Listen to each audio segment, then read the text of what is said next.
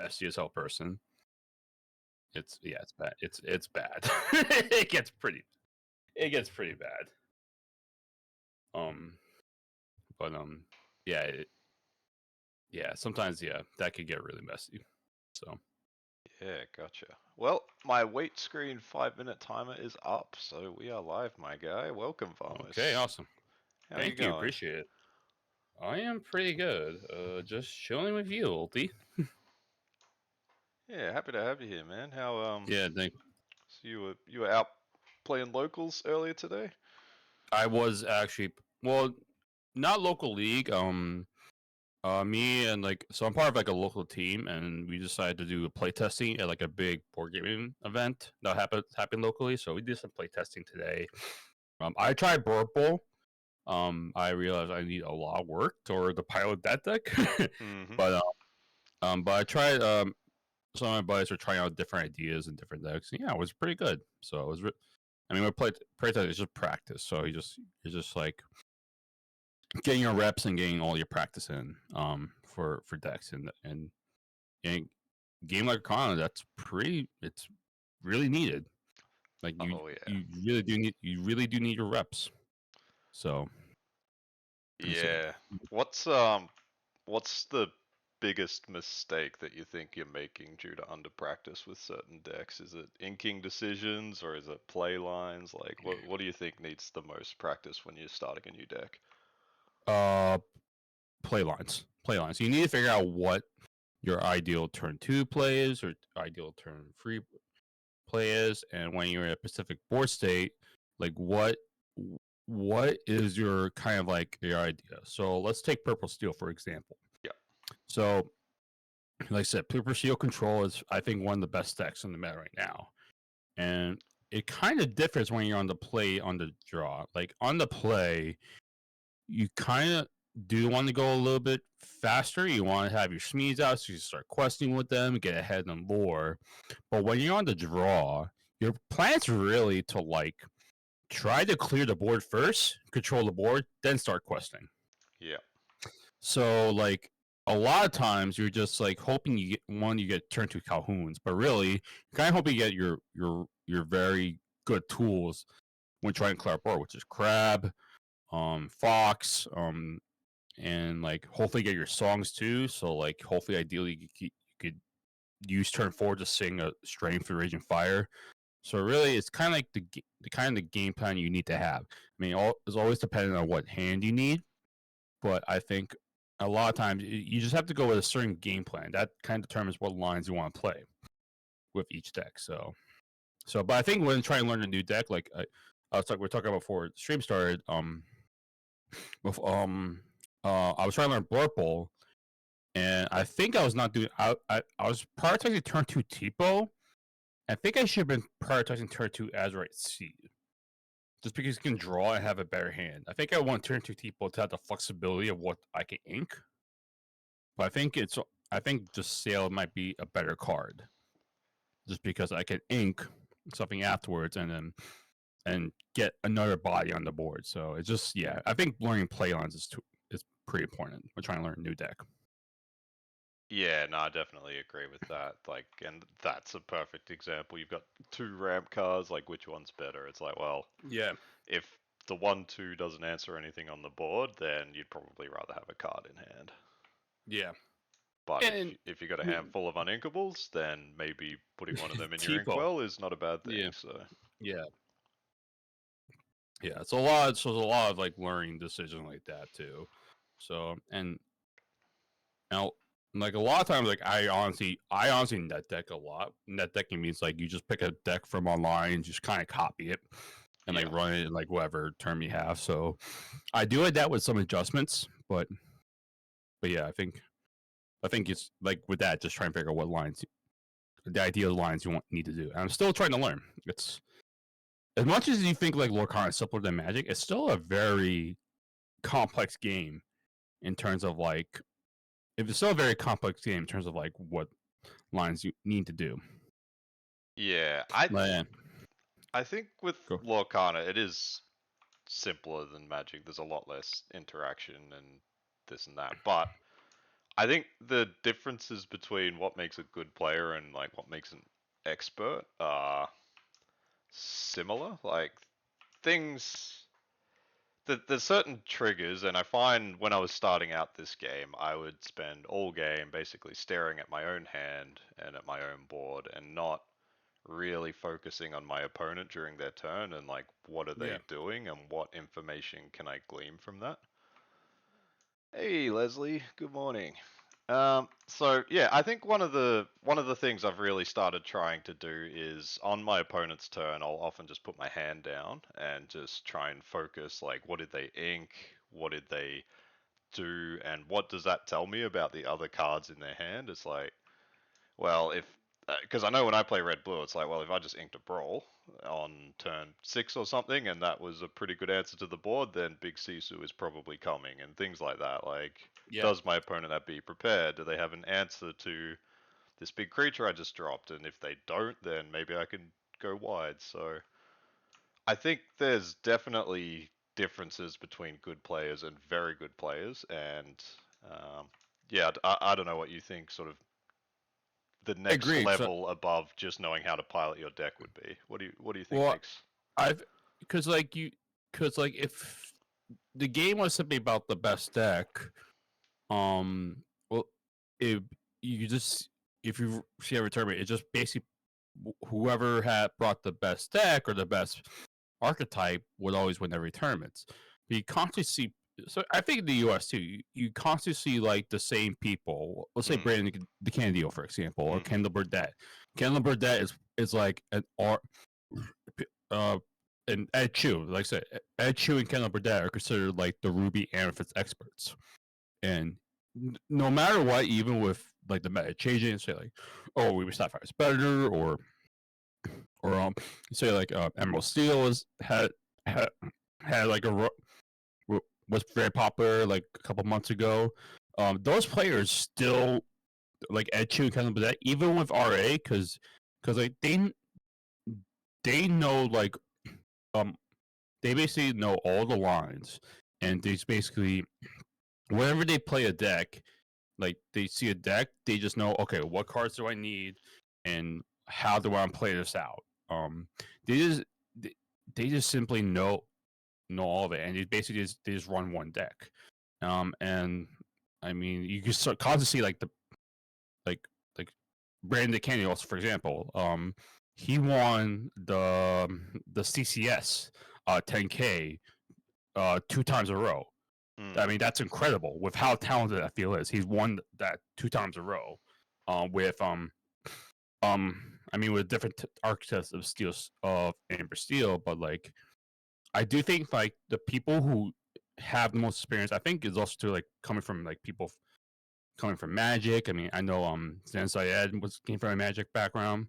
Um, I mean, they just have the experience and just like all the tools they have that we're trying to develop. Like I know I'm trying to develop in order to like be like what to be kind of like a I say like a pro level player, like kind of like mm. what people said like a top tier player. So I do think there's although you see people constantly bringing decks, I mean, bringing decks and doing on continentals. Just looking at the North American continentals right now, the standings, you see names that you're not familiar with on the top of the standings right now. They're like 3-0 after 3 rounds, but I do, but I do think also too like there's whenever you see like a big tournament like a 10K or the DLCs, like there's constant names they seek all the time because this is make top 64. Zan's a great example.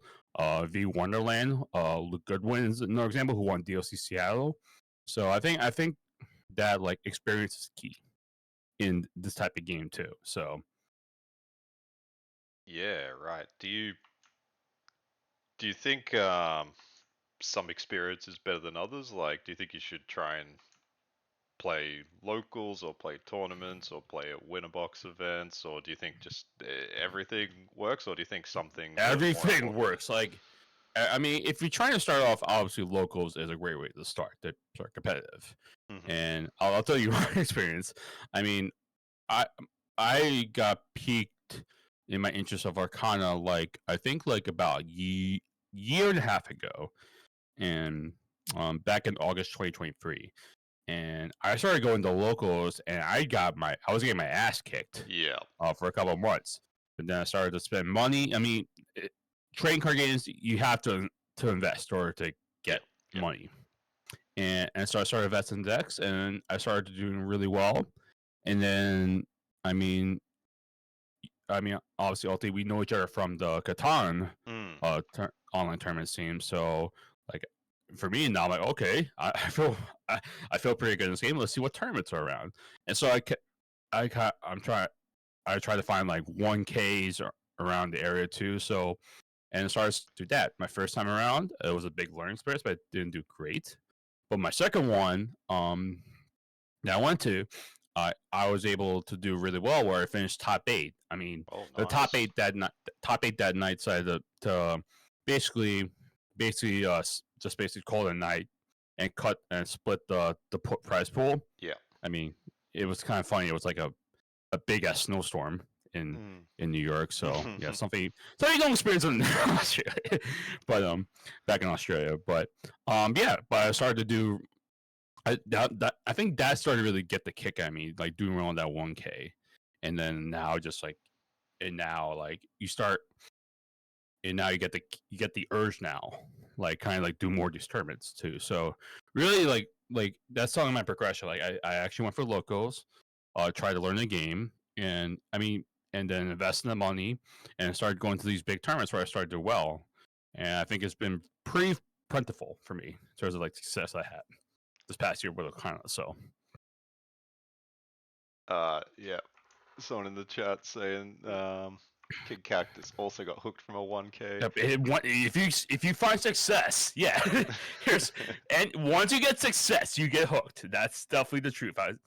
Same with me, Catan too. So yeah. Yeah. I guess before we go on too much further, do you want to just give just a quick background of yourself in sort of the gaming universe? Like what Sure, games yeah. do you play, and yeah, etc. Yeah, sure. So if you haven't checked out I have my own Twitch channel, and I feature online, usually board games. It came from Catan, because really that was my first competitive like board game I got into was Catan. I went to in 2019. I found out about like a New York City national qualifier. And thank you for the link, by the way, Ulti. Appreciate that. and and basically did really well. I was basically 1 point away from making nationals, and that's what started to get my competitive kick. So like I'm like, oh, I want to go to these Catan tournaments right now. So I started to go to those, and then the pandemic happened, and for me, for others it might have been frustrating, but for me, like that's where I started to discover all the discords. Originally King Catan first, and then obviously Catan Championship and Catan Community came afterwards. And I started joining all these leagues, and started to get my like competitive kick too, because like I was doing really well, and that's where I actually started streaming too, like with Catan. So that's what got popular. So I started to get the kick in that, and I started finding success in Catan. I made numerous finals in leagues. I think 4 times in King Catan base, 3 times in King Catan Season Nights. I only got one championship in King Catan. It was like a Seafarers season, and I made like numerous finals in Catan Champions Season Nights. But at least I found success in tournaments. Like I was a 2023 MSO Grand Prix champion at Catan, and let's see, I won numerous Catan community tournaments. I won a couple of tournaments in King Catan as well. So I've done well in like in the single day tournaments. See, and then also too, like when I found about Catan, I started figuring out like other board games, competitive board games. So Yeah, now please. I got to hooked into like Board Game Arena Azul, Carcassonne as well. So I dived into the Carcassonne competitive scene a little bit. Did pretty well in the NSO last year for Carcassonne. I actually be a world champion and did Wow. 5-2. It's crazy. 5-2 didn't make to like the top cut. So that shows how competitive that field is. So I started to dive into that. So I'm I'm basically a 400 plus elo in Carcassonne, 500 plus elo in Azul Borgrian. Now I've discovered about Lorcana, and that's got me hooked as well. So that's my background. Yeah, nah, thanks. Do you So do you think your experience in other games and tournaments and pressure situations carries across? I Like, feel like it's interesting you say that because like I think the only in real life competitive thing was Catan, and that's a completely different skill set than Lorcana because it's 1v1, hmm, and I said you in Catan you worry more about like table presence and like deals and that stuff. You don't worry about cards. Where like Lorcana, you do worry about like just like remembering lines, um, and just like it's a completely different skill set in terms of like remembering stuff. So, I think it does help with like getting tournament experience. Like, you know what it takes to get really just like terms of like how to handle doing like a 1 day tournament, just like eating, getting nutrition, that stuff, and just like kind of pacing yourself. hmm, Because like I think like the first time we tried to do like a really competitive tournament, like that's a mental grind. So that takes that mental fortitude. So I think that's helped with that. But yeah, it's interesting because like Catan and trading card games are a completely different skill set. Like it's funny how like I talk to trading card games like, yeah, you used to be a competitive Catan player. People are like, oh, I play Catan and I hated it. It's frustrating. I remember one time I talked to a TCG, like very popular TCG player.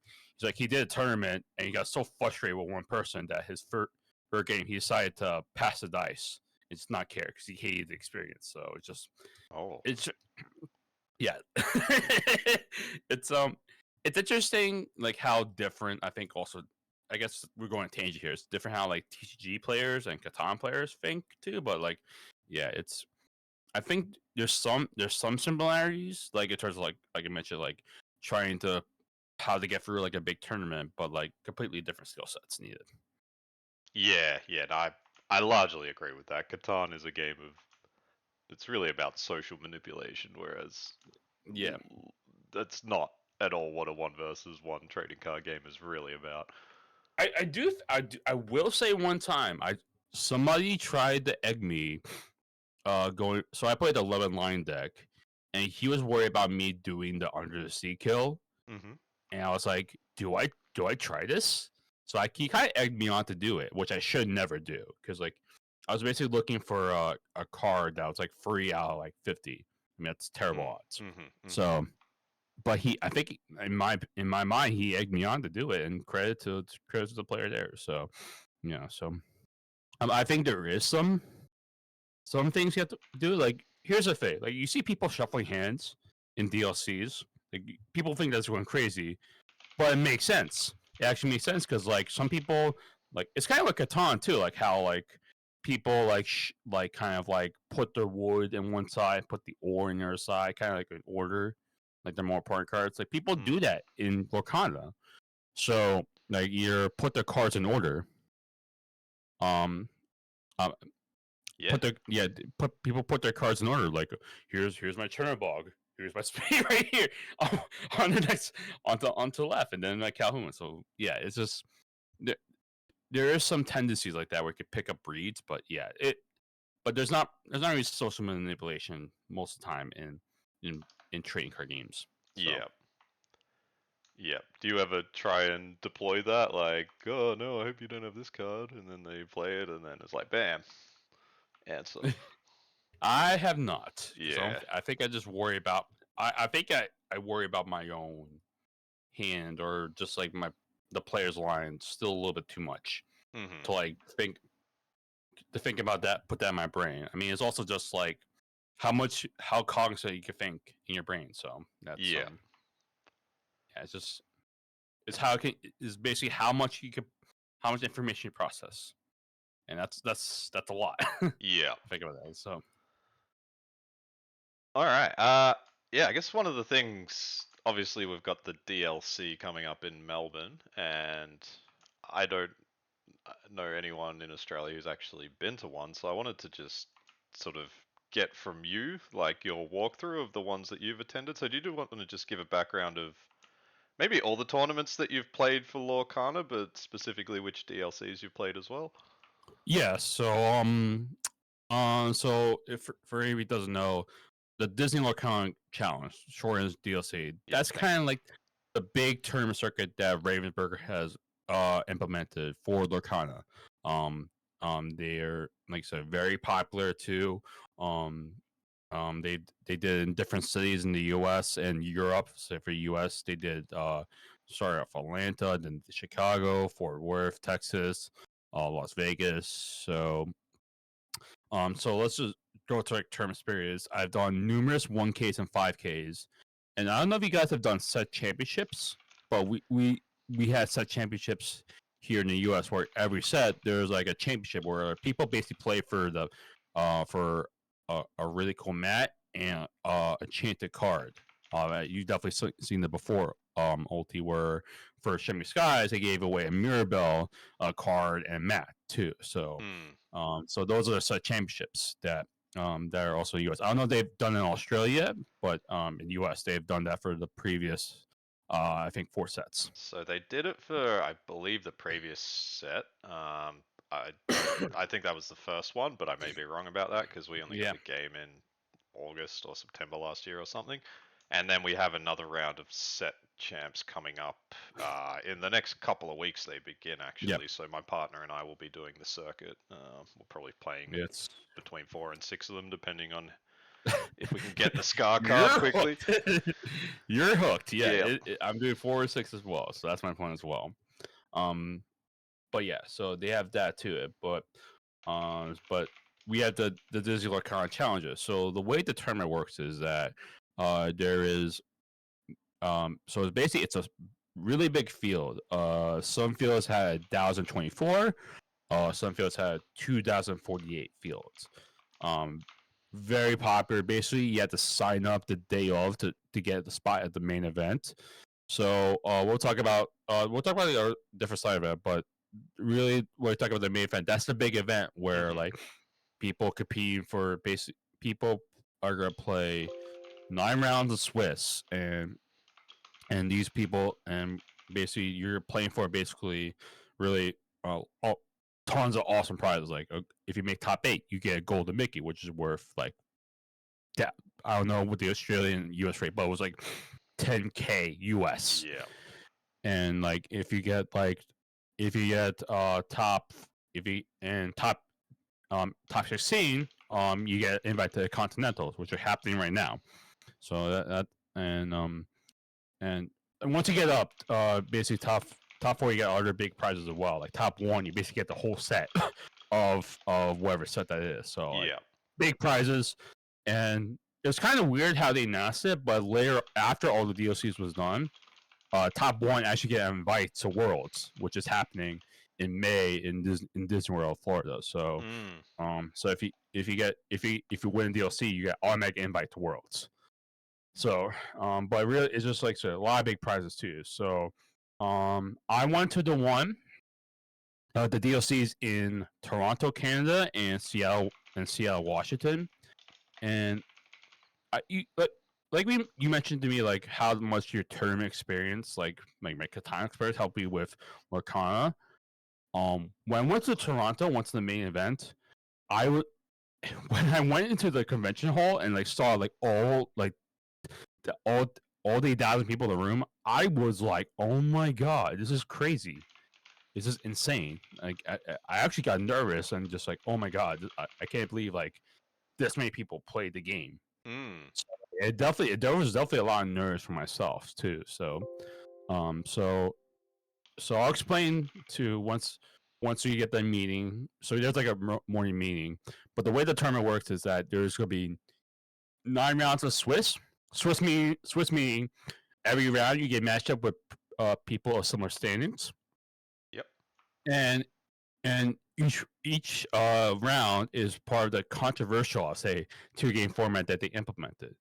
The reason why they implemented the 2 game format is that the uh, it, people complain about how much the dice roll. If you win the dice roll, usually that determines the game. Yeah. People think. people would figure out like 55 to 60%. If you win the die roll, you win. So what Rageberg tried to implement, it's like make it like it's kind of like a home and away format. So say like it's kind of like I guess the best term is like of football tie in like Champions League of knockout, like a Yep. two game two match leg where like each team gets gets to be the home team. So basically what they try to do is that like each player gets to go first. And the way the way that the point system works is that if you win a game in each round, you get 3 points. If you win both games in one match, you get an extra point. So basically, if you win twice in a round, 7 points. Yep. Once you both get 3 and 2, 0 off 0. So that's the way that works. um, and so people have complained about how much like sometimes it could be like a best of one format because like say like if you're in the later rounds and like this cut lines are like the cut lines at this point level and like you don't want to be a dick to the other person and like deny them. You like can see the second game, be like, hey, you're good. There's a tons of problems like that where like the point system doesn't really solve all the problems, but I get it. But yeah, I think people have not really felt fond of the 2 game system. Like I'd rather have best of 3. That's my Yep. personal opinion. But yeah, so but that's how they do it for the. I also do get it because like 9 rounds takes a really long time with a lot of people, so Yeah. I get why there's logistics reasons. So, but yeah, so that's how the tournament works. So, for me, so Toronto and Seattle, I went with the same deck, lemon lime. I think Toronto did really go well for me. I think, um, my first game, I went 0-2. That's as bad as a start as you can get. Yep. Yep. And I actually played really bad. I really played pretty bad game 2, so I really helped out my opponent. Um, but but I think after the first game, I was like, okay, I'm just gonna play the game. I'm gonna just play the game and like just play as normally is. So I think after round 1, I was done for. So Mm-hmm. so that was that was a frustrating thing. But I think the cool thing is too like it could be frustrating, but also I don't know how Melbourne works, but there's a bunch of side events going on too. So like Yes. so Friday you can go for a constructive event. You could go for constructed events or different side events too. And there's also different things where you can. I did this a bunch of Toronto and at Seattle. I went to go for I went to play and say it's kind of like on demand draft. So I did a bunch of on demand drafts because I do like draft a lot. Yep. So um, it's so basically you get 8 people and you just basically do a draft. So it's also like it's also kind of trying to gamble as well too. So um but yeah, so I did a bunch of those. So there's a bunch of side events you could do also in Melbourne. If you get knocked out, yeah, you can just go like screw this. I'm gonna play these side events. Also, Pack Crush is popular too, where 2 players both get 2 packs, Yep. and you basically build a deck off of 2 packs. So that's a cool thing if you're trying to grab tickets. But because the way it works is like, for tournament wise, um, so they have a prize wall, and you only to get prize wall to get tickets. So in terms of the main event, if you get most people try and get 30 points because 30 points nets you the Rapunzel DLC card. That's worth $100 US. Yep. So people try and aim for that too. So at Fortune Toronto, I only got 20, so all I got was a really stupid hat. But it was a pretty cool hat. It's a pretty cool hat, but still, I say that because I think that's funny. But yeah, so that's kind of what people try to aim to. Like, a lot of people like who have the mindset of like I want to get top 64. Usually 43 or 44 people try to aim to. So the thing is like in say for both Toronto and Seattle, that because it's like 9 rounds, 18 games. that consists you of winning 13 or 14 of your games. Yeah, it's insane. You know how that that's pretty hard. That's pretty hard. It's insane. Like you have to count how many games you've lost. Like you can't like you can't more games you lose the less leeway you have, and it's a very small leeway. Um so yeah. Uh People try and aim for like the 43 44, but like I think for most people I think a good goal is to just get 30 points for Rapunzel. So Yeah. for Toronto, unfortunately, was like kind of a struggle bus. I lost a couple other games. Realized my deck wasn't great, so I obviously made some adjustments. And then Seattle went way better. I mean, for one, I didn't go 0-2 round one, so that was an immediate improvement too. And so, but for me though, I was able to consistently win, and I had a chance for top 64 until round 8. I mean, I'm pretty proud of myself to say that's actually, in terms of that, that's actually a major improvement. Yeah. In terms of me having a chance too. And I remember one game, round 7, where it I played my lemon line and was going to steal a song, and somehow that game took 40 minutes to finish. Wow. It was such a grind fest, and where my opponent actually made a mistake where he could have won. But it was such a grind fest where it took 40 minutes. We had to like rush through um game 2. It's insane. But yeah, I've definitely took a what I learned from Toronto, like the experience, not feeling too much in the moment, just be able to improve and improve, just try to improve from that, and like I did. And honestly, I gave myself a chance to really improve and get the top 2 4, but it it is such a grind of a day. I think both days like took like probably 7 to 8 hours. Yeah, that Like each day, is it's a grind. that's But like a full-time job, right? That's your 9 to 5 and you go home. hey, man, it's a way better 9 to 5. Yeah. You get to play card games. Kind of was really 12 hours to be honest. So, but um, but yeah, just I think I think for what if you're trying to get like tips for DLC is just like prepare for a long day, but just really just try to have fun and really just play like locals. There was a lot of preparation for me. I remember like before Toronto. Um, if there's, I remember Toronto. There was a lot of preparation. Like me and my team would like do sessions where sometimes we play with open hands, so like we could figure out the ideal lines as a team.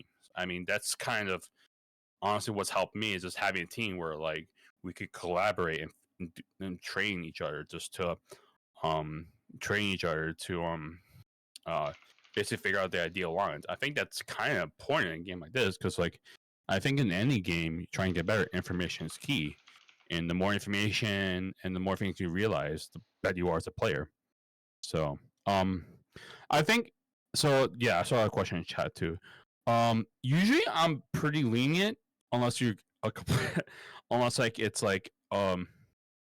unless it's like a critical play. Usually I let people take back plays. It's really up to the player. Mm. It really is because like there's not really a ref watching around. So, but I think in the DLC like you could say like, hey, you did a move.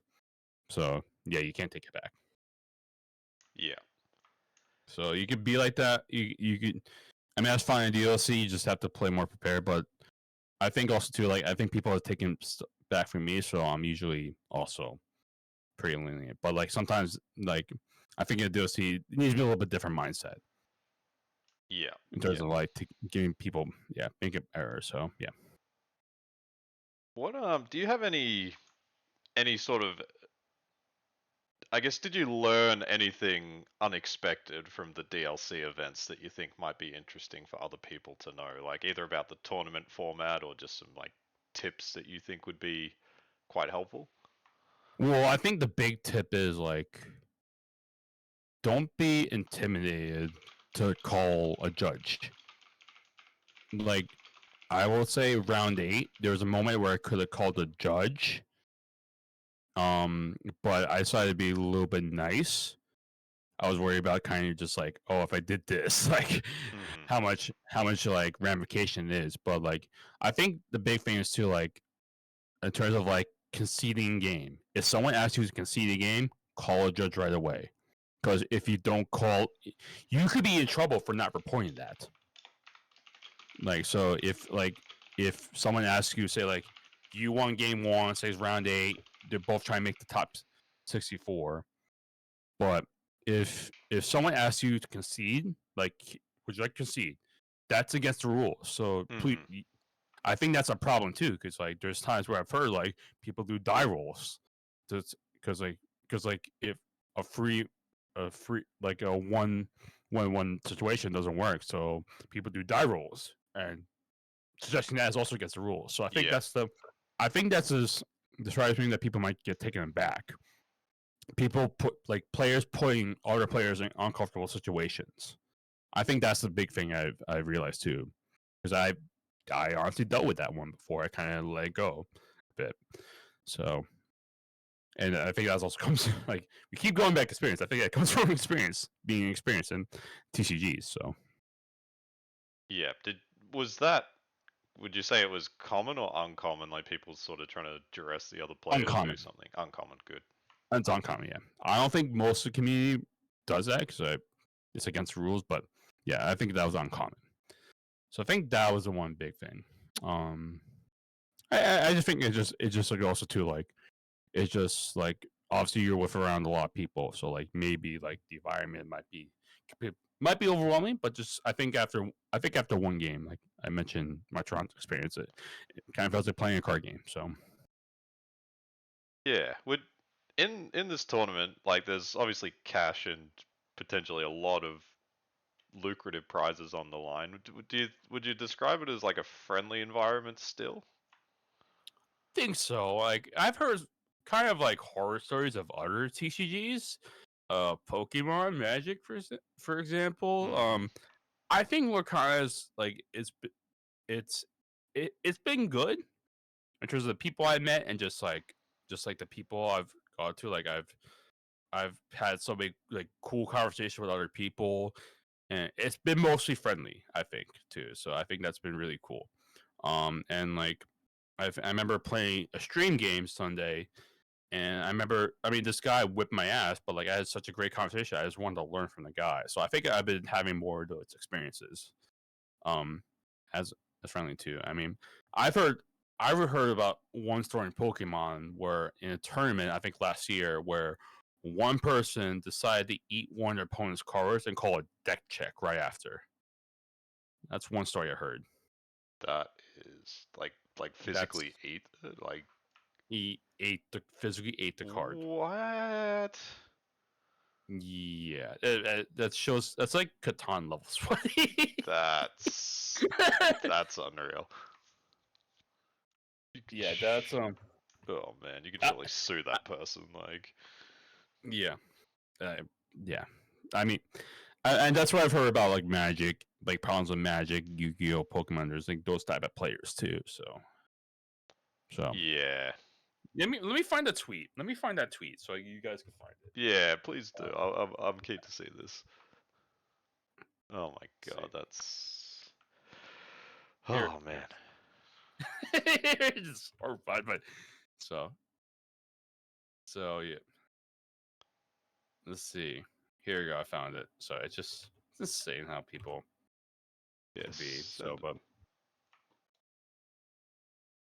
yeah. So Let me pull I this found. up.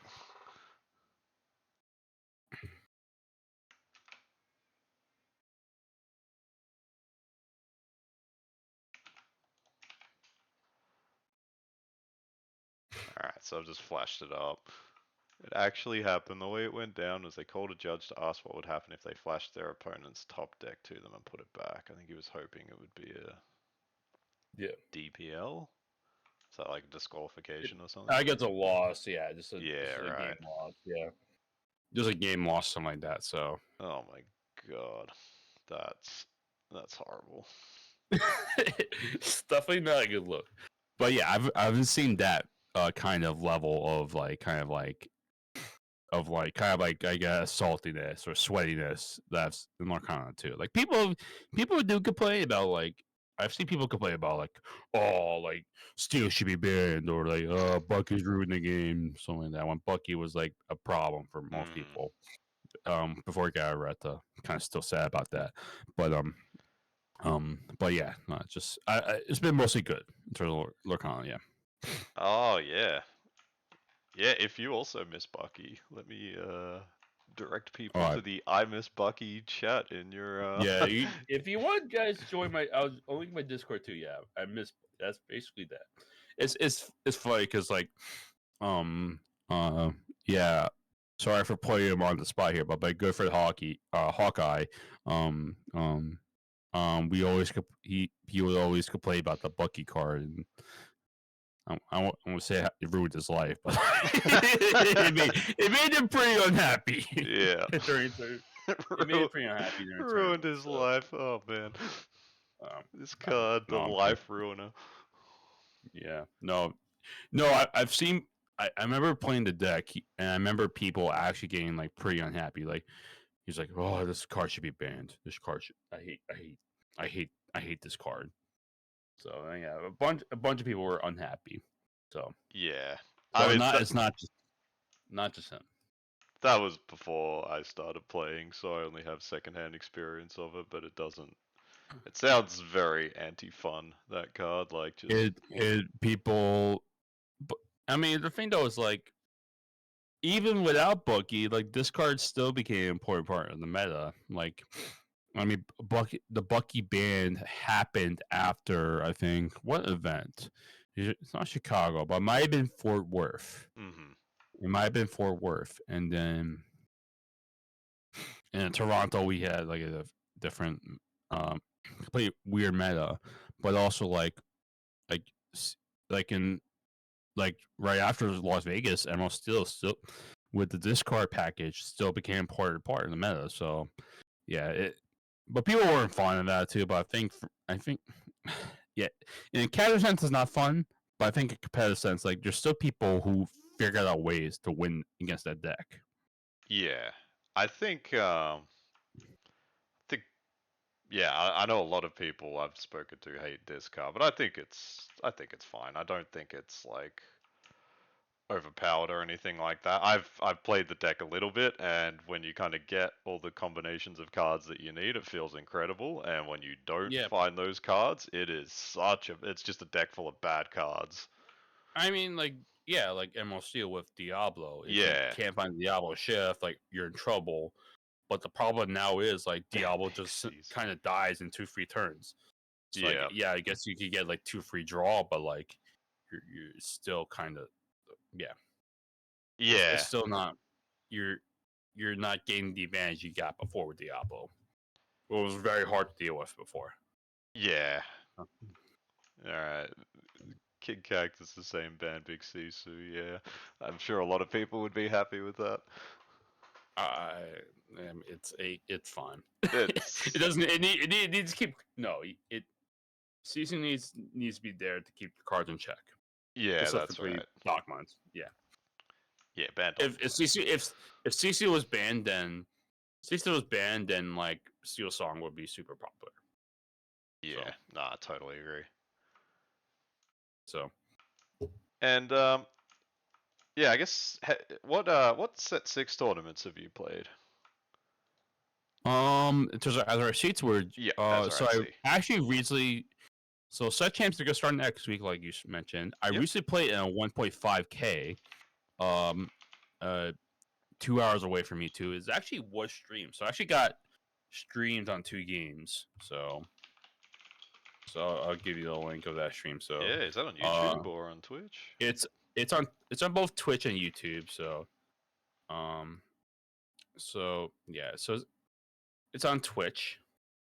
I actually I got to get on 2 to stream. I was surprised I got on 2. Yeah, that's crazy. That's Usually they that's get up. 18 unique players.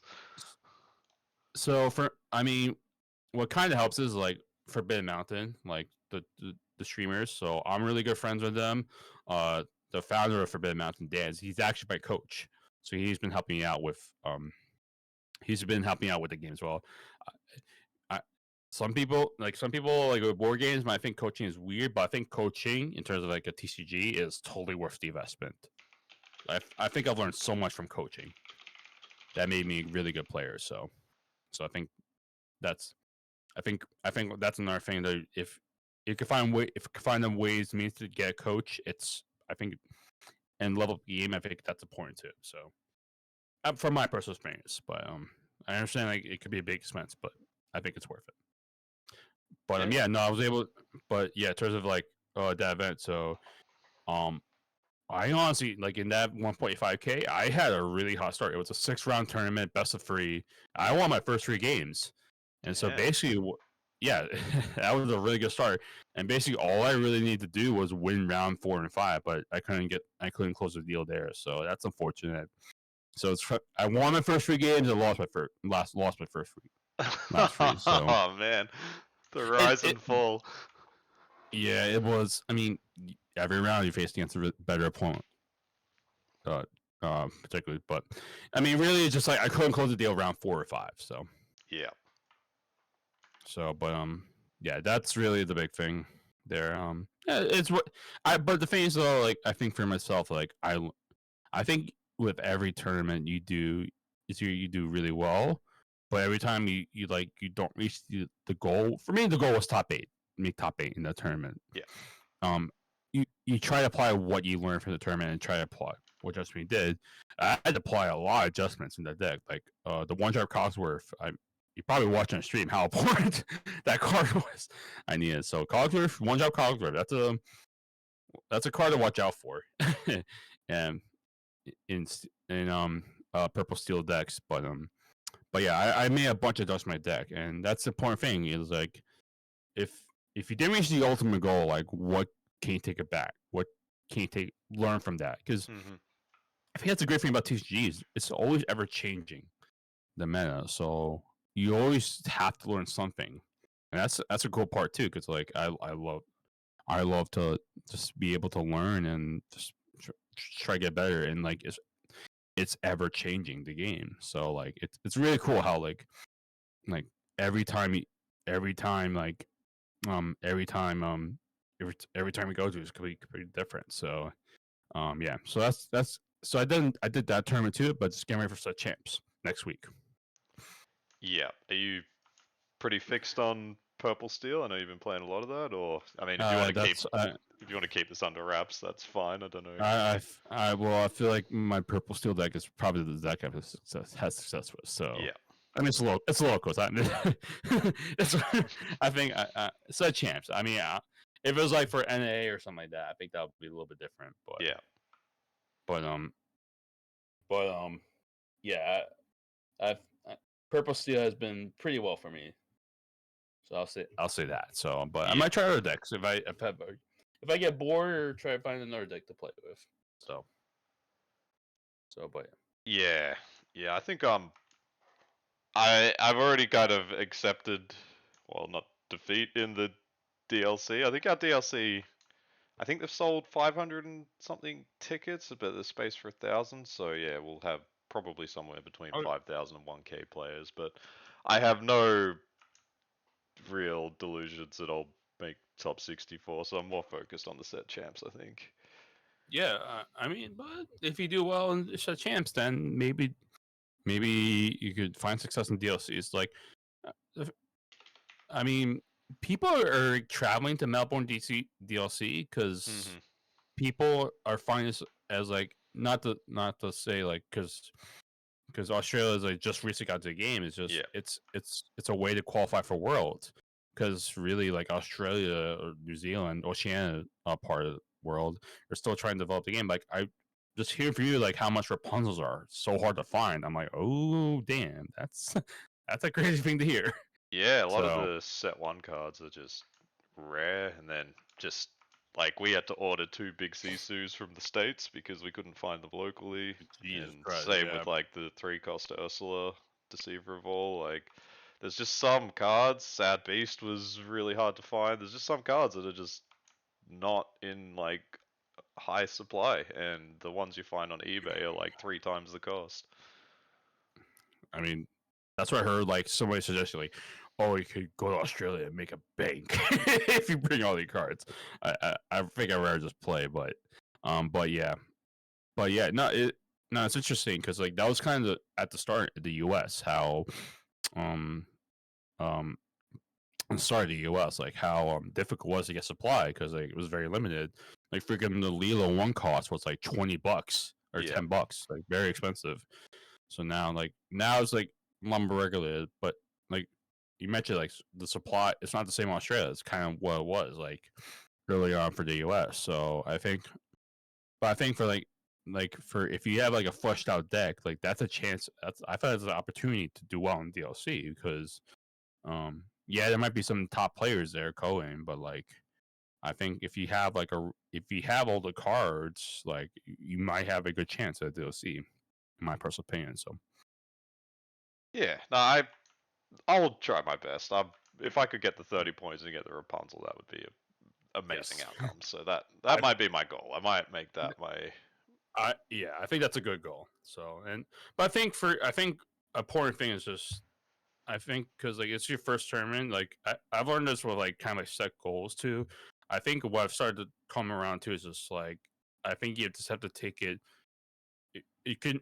I think in terms of goals, like maybe not have like a point goal, but more like have like did you play good, like or Mm-hmm. did you play clean goals? I think that's more like important, like kind of proof your goals, and then everything will kind of fall itself in terms of like the point goals you have.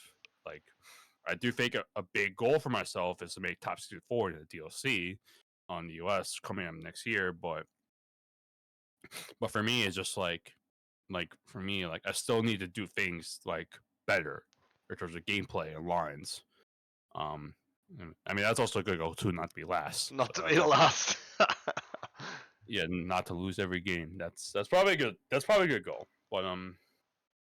But like um um I I I think for myself too is like try to be really just have fun and but also like you said like just try to play your best Yeah. too.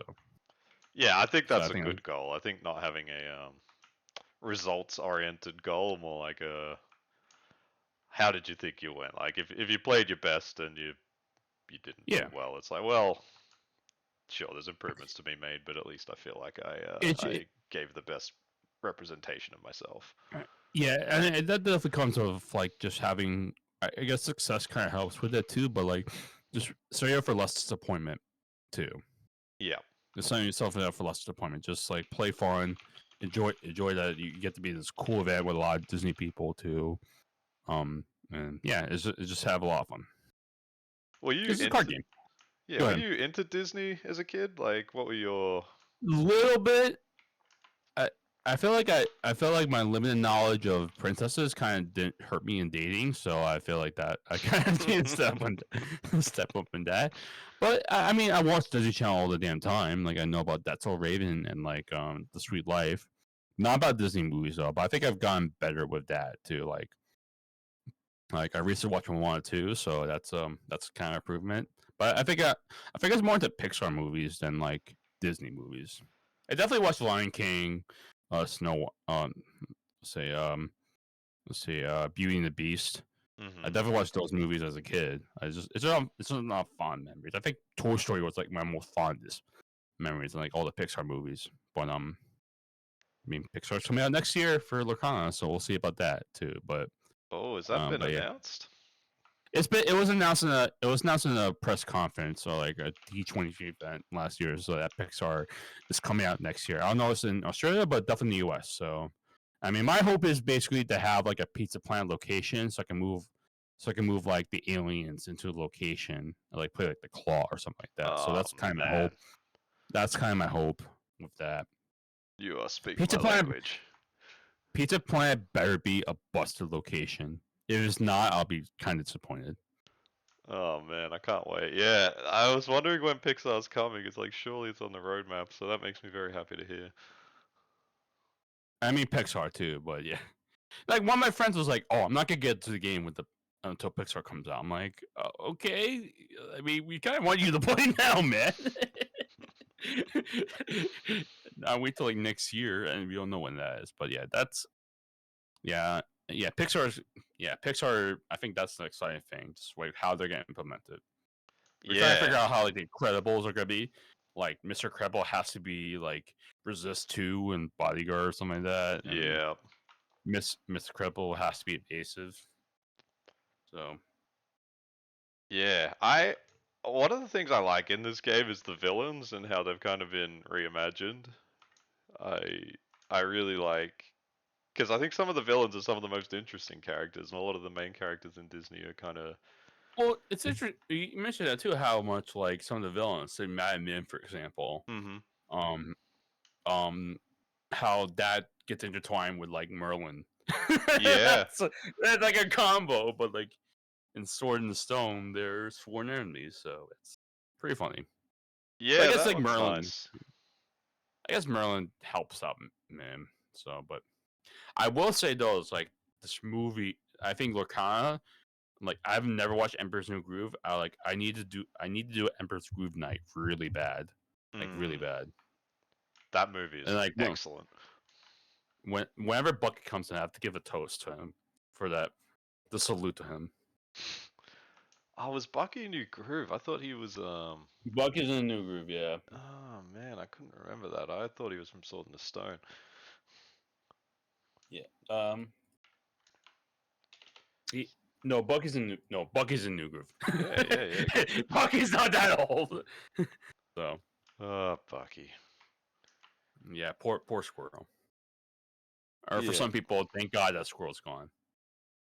So Yeah, well, it's funny. Because he's like the promo card now in a lot of in the locals. And then we opened a yeah, Bloodborne pack and we got the old one. So we got the old one and the new one, yeah. like next to each other in one of Well, our binders. no, the old one's better. The old one's definitely better, yeah. New one's trash. Yeah, unplayable garbage. It's basically, yeah, unfortunately. I kind of want to play it as like a meme card, but like that's just stupid. Yeah, I think if you're building like a fun deck, that's a nice little throwback, but yeah, it's just Yeah, bad. I should do that. So yeah, that might make some people hate me, but we'll see. But, but yeah, He's back. he's Back, everybody. back. Back from your nightmares. No, someone made a fun like like fun card. Like it was like it's like Bucky, undead Bucky. It's like the artwork's like it's coming out of a coffin, something like Yeah. that. It's four costs, and basically like basically what it says it basically gives Bucky all of his original attributes. So that's what the card does. Oh, that would be awesome. Yeah, that would be funny as well. So, but yeah, Bucky Missy Man. So Yeah. Man, that's interesting. You've been getting coached, and then you've started playing Purple Steel because I know that's kind of their signature deck in that channel from what I've watched. So, did they lead you yeah, to that, or did you come to that conclusion on your own? um, I think it's more like it's one of the better decks in the meta. So I think that's came to my own sense. I mean that deck. I mean I'm grateful for Bed Mountain for making my docks way more expensive. Mm-hmm. Like I appreciate it. I remember getting docks for cheap, and now it's like eight. Now it's like $8 US. Crazy. So thank you for Bed Mountain for that. So but yeah, great channel if you want to learn the game. So like they do a lot of like what's the best meta decks and like tournament updates. So definitely check that channel out too. And also Yeah. if you want to get coaching too, it's really great. Yeah, nice. But Yeah, how one of the things, do you think there's a lot of, I've heard stories in other games about a lot of cheating going on when there's cash prizes. Did you see anyone sort of, apart from like asking people to concede, do you think you noticed any like stuff that you thought, oh, that person's doing something like, there wasn't. Yeah, I don't think about cheating, but there was one person. He actually made a DLC final in Fort Worth, Chris Coy. Who was actually caught like who was caught like had multiple violations towards like inking and drawing too many cards.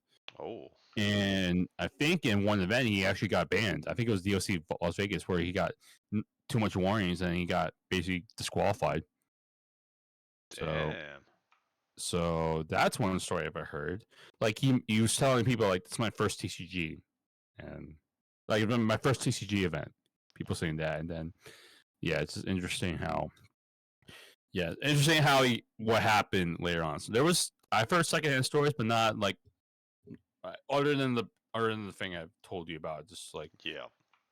I haven't heard like anything else. So Oh, that's good. Yeah. When there's I cash have on the as line, I guess it's always a concern. yes, indeed. Yeah, there are some problems with that. So, but yeah. All right, and I guess yeah, with set champs or with the DLC, yeah, I think eating and sort of getting enough like rest the night before and all that sort of thing is important. Is there anything else that you think is really important to help you stay focused throughout sort of 18 games?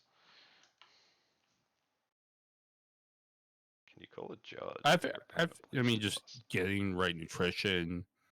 I guess there's not worrying. I mean, there's gonna be nerves every time, so I mean that's pretty normal too. But just, I mean, if you have like any relaxation techniques, like just try to use it. Like I remember one time, like I saw like a top player just like put his headphones on, like feel like they're like a professional athlete, like in a locker room before the game. So I mean, people use that to lock in Right. too. But I think it's just like yeah.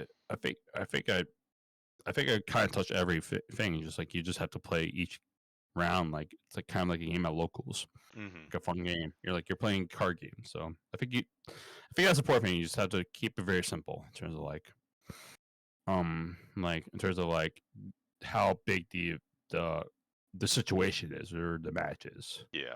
Like yes, it could be like top 64 in the line, but really it's just a game. So Yeah. Um, so I saw a comment. You could definitely call a judge about anything.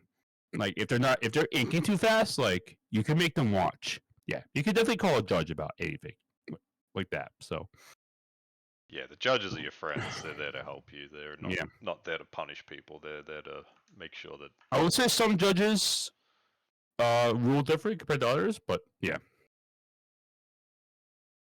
I mean, there's I don't. I mean, I don't know about Melbourne, but like, I mean, for a big event like Seattle, imagine how hectic it was trying to get judges, like that many judges for like a big tournament like that. So yeah.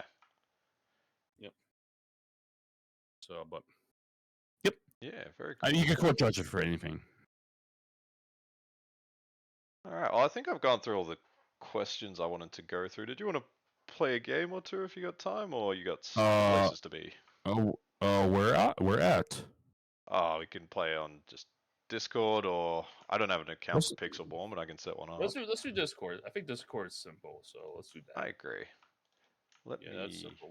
Let me get my deck first of all. Yeah, me too. That's I'll turn my webcam on in Discord, and I might make that full screen and then put that display up. Oh, I'll just turn my camera here. Let me clear my table too. Yeah, my table's a complete disgrace, so I'm a bit embarrassed to show it. My table's a disgrace too. I'll be back. Me too. I'm gonna grab my deck, so be right back. Yeah. Be right back, chat.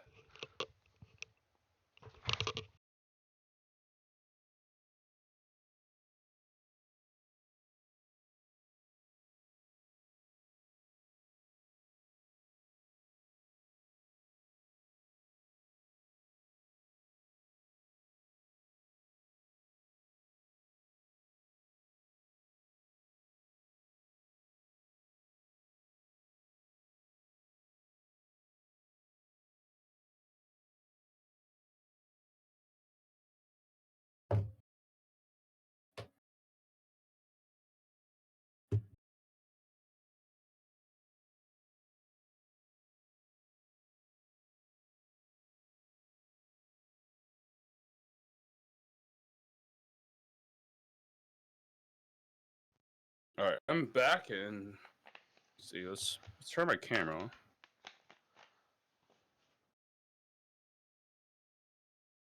Or an OBS actually. I'm trying to turn my camera on in Discord, but I think it's struggling because I'm streaming. Let me see if I can figure this out. Oh my god. The troubles of trying to get. Alright, Technology and me are not always friends. That's usually the case. That's if you, yeah. See, let me get this.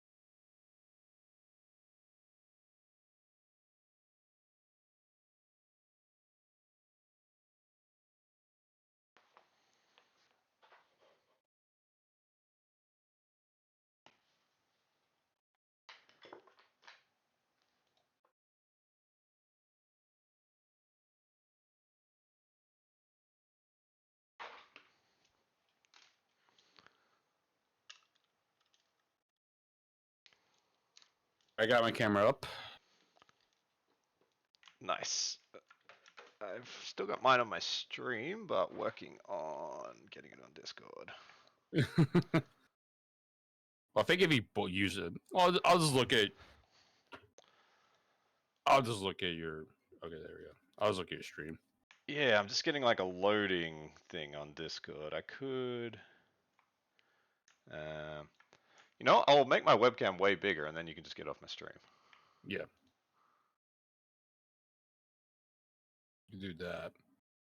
I mean, that's the problem. This is why I invest on 2 webcams. Oh, that's a good idea.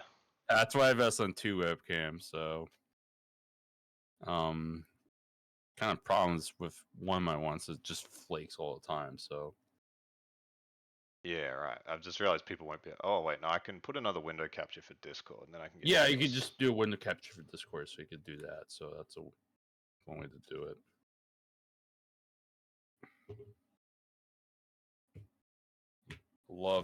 I love midstream. Oh man, it wouldn't be a real stream without technical issues.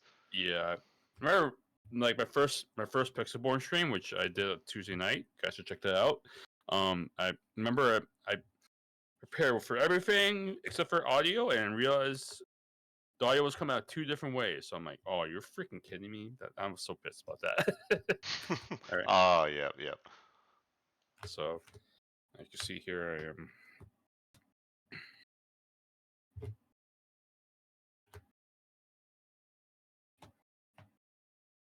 Alright, All right, webcam has died on my stream. Let me see if I can get that back. Add.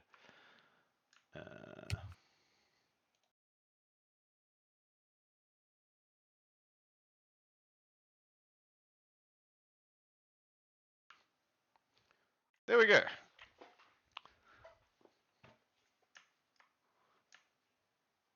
Oh man, what playmat are you rocking there? it's just like a cheap one. It's just like it's actually I mean I don't say cheap, but like it's one that has like ready and dry ink. Well, it's kind of convenient to help you get organized, so it's a pretty good one. Yeah, I got a similar thing. I like having the designated areas. It definitely does help with organization in terms of what you've inked here. So all right, give these a couple more shuffles. Let's get going.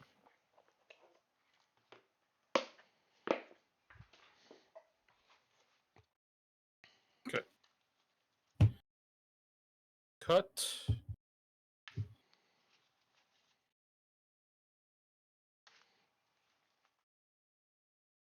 Bring in my Lotus app. I will say this is probably the best app I have for keeping score. The Lotus app, pretty awesome. Oh, does that do both players' scores or just your own? Well, one, but I could do 2. Oh, Like this. nice. It's pretty awesome. Yeah, my partner's got like the Magic the Gathering one because it lets you like set custom pictures on the 2 sides. So yeah, that's pretty good.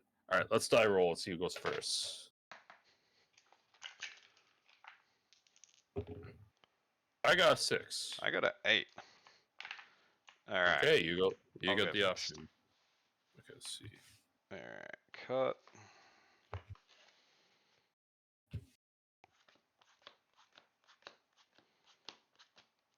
I'll be playing red blue, by the way. Okay. I figure you're probably playing your deck, so. Yeah, I'm playing purple steel. So let's see.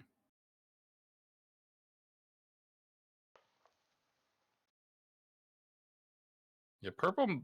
Yeah, it's kind of red blue on the draw. Super tough. You just have to find it. I did 3.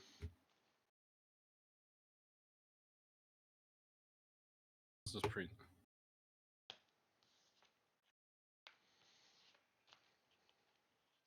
Yeah, I think I struggled pretty hard on against red blue on the draw. So it's actually kind of be good practice for me. Yeah, alright, I So set back 2. Yeah, I yeah, think red blue on the draw has great matchups into almost everything. yeah. Oh yeah, that's why it's one of the best decks in the meta. So let's do this.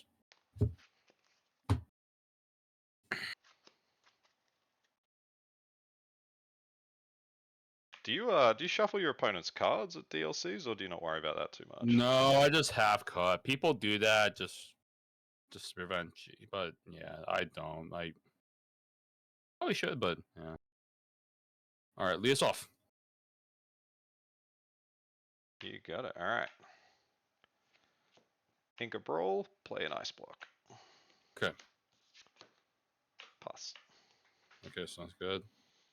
All right, when we get ink, Cogsworth for Chernobog, you can go. Alright, draw for turn. Pay 1 for a popsicle. Okay. I might just switch off push to talk.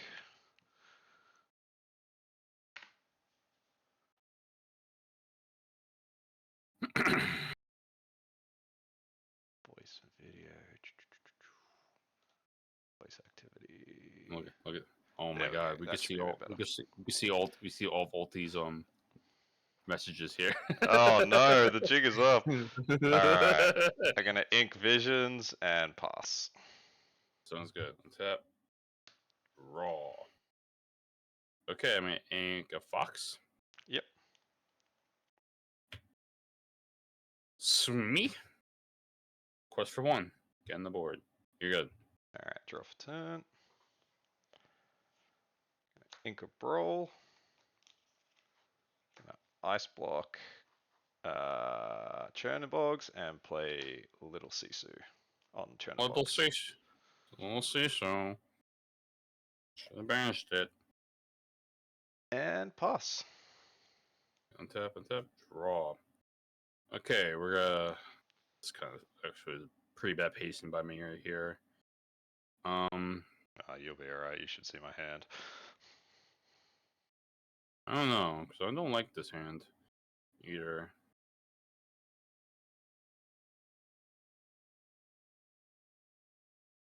We're gonna ink a bell. Yep. Calhoun. Quest for 2. That's for 2. You're good. Got it. And Smee has 1 damage. Yep. Alright, draw. Yeah, I think for this. Yeah, I think sorry. the key for me in this matchup is just to get as fast as possible. Yeah. Before you can start get going. So like right now, I feel like I'm on a free turn clock right now. Yeah. Before Sisu comes out. Alright. Tamatoa into the inkwell. I'm gonna play how far I'll go. Okay. Yep. And Sisu's gonna quest for 1. Sounds good.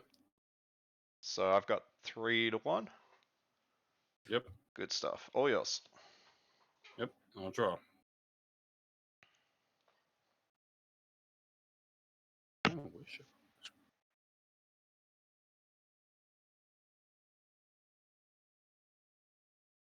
Tap.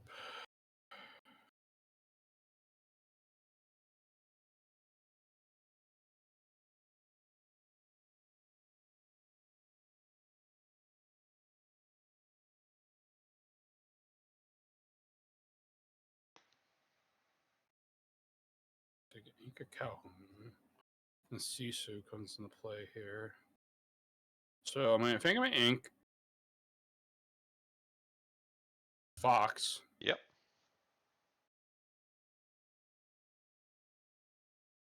Goat. Mm-hmm. Galore. Yep.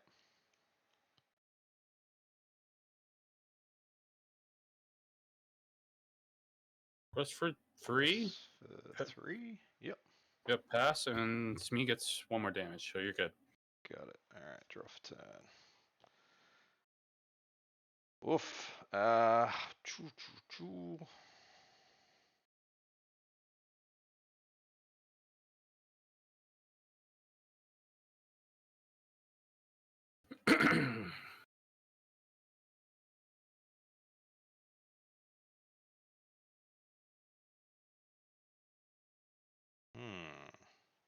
This is a decision.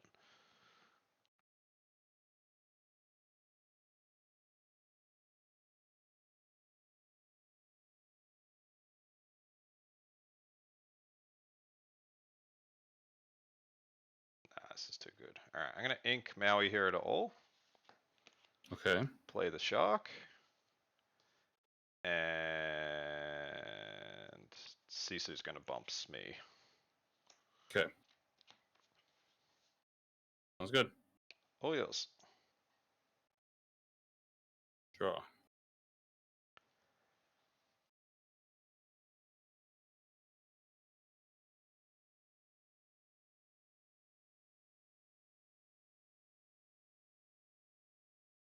No actions in your discard, right? I have how far I'll go.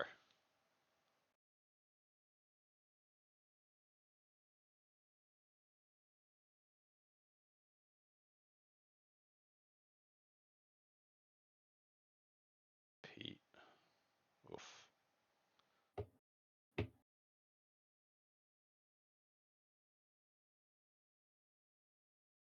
It's just a hard decision because I'm ahead.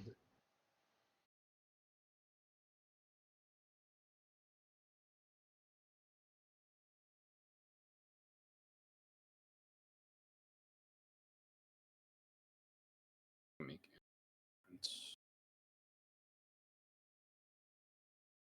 This is a pass for me.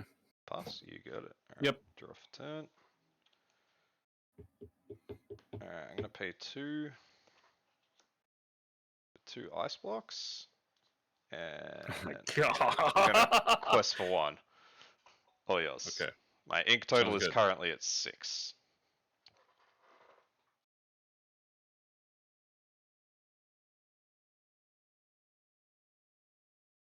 Oh god. Let's do Genie. Yep. Draw.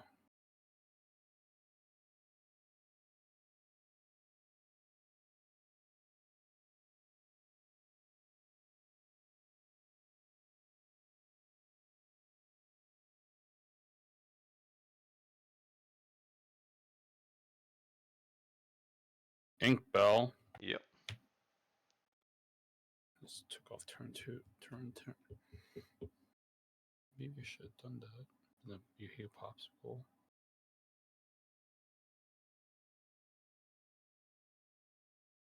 I mean,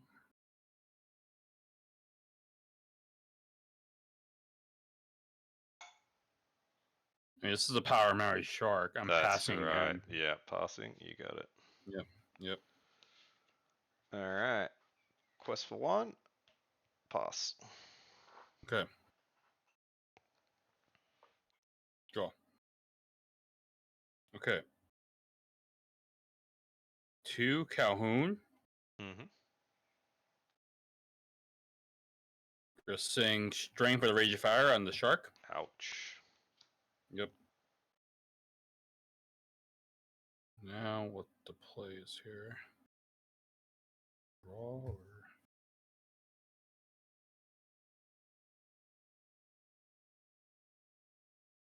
Well, they'll fake questing for 4. Yeah, 11. up to 11.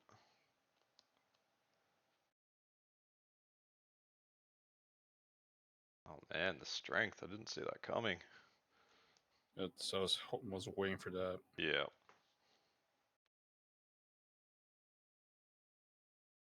Man, but who's my target here? It's Genie. Ink Tinkerbell. Yep. And you're good. Draw for turn. Oh, thank the Lord. Alright. Ink the dragon. Pay 7. Be prepared. Good. Boom, boom, boom, boom, boom, boom. And you gain 1 law for the goat. One more for the go. Yep. I've got 12 to 3, just confirming. Yep. Awesome. All yours. Alright, draw. Alright, 4 genie. Yep. Draw.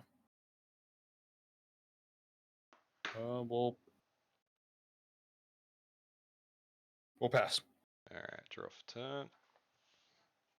Alright, I'm gonna pay 4 for Hiram. I'm gonna banish the Popsicle to draw 2. Yep.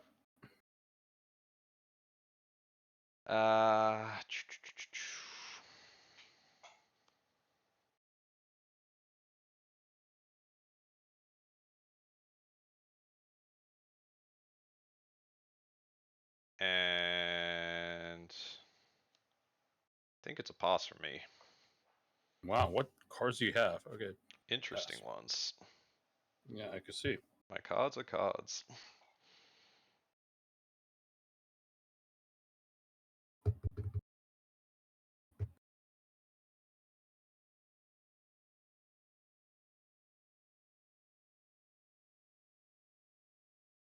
Chernabog? Yep.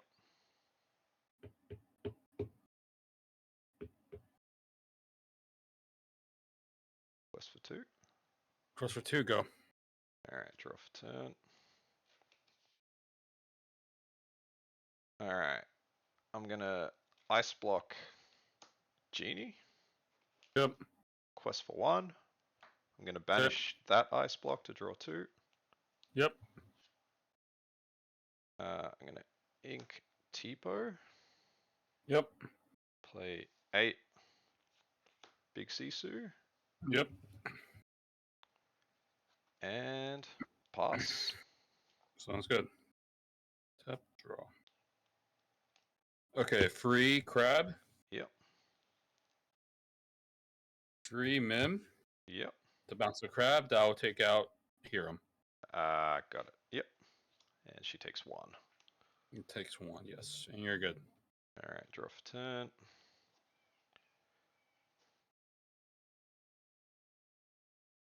Alright. I'm gonna pay 8 for Tamatoa. Fetch the Popsicle. I'm gonna ink Visions. Play 1 for Popsicle. Draw a card. Okay. And Sisu's gonna quest for 3. Sounds good. All yours. Okay. Tap. Okay. Well, this is interesting. Goat. Yep. 15. And now we have math problems. So you're at 6, right? 5. Oh, no, 6. Yeah, I quested with the Hiram before. Yes, 6. So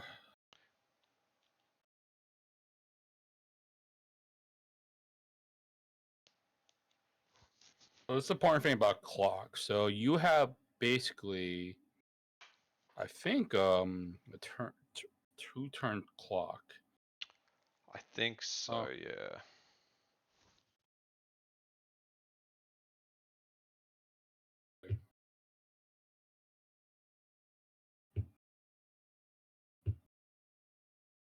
It's so important right now. Yeah, this is a real decision point. Like 15 to 6. This is you're getting to that finish because line. you're getting 6. So you're getting to the finish line here. Let's see.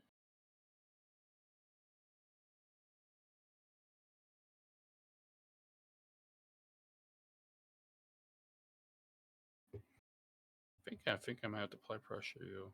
Ink Elsa. Yep. For crab. Yep. And now the big decision is, do I quest here? Hmm.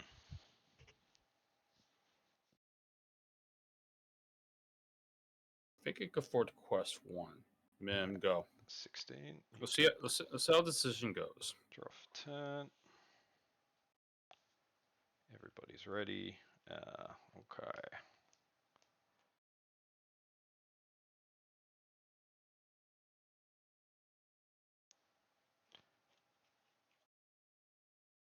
gonna quest for 4.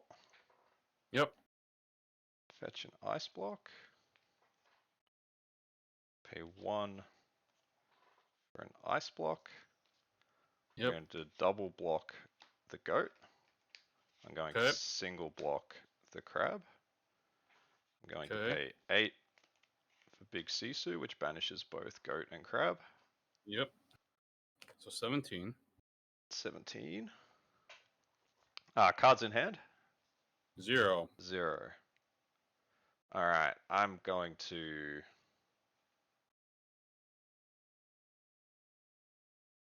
quest for 3. Yep. So you're at 11, right? 13. I was at 6. I quested for 4 with the crab. Yeah. And then quested for 3. So 6, 10, 13. Yep. Yes. Yep. Okay, we're good? Yeah, we're good. Go for it. This is an awful card. I think it was going the game too. Yeah. That's awful. I think I got so timid about so I think looking at the game, I got so timid about Maui Shark that I think I should have been just questing and hoping for Yeah. the best. I think the So I turn think when you jammed Pete, I think you can quest, because even if I am trying to do like brawl, fetch brawl type stuff, I can't do it that turn. And I think I think I could just sing Pete and then I think I missed out on 2 lore, which would actually make the difference in this game. Yeah. Actually, I don't know. I don't know. Maybe I could have bounced go and maybe got more. It's kind of tricky.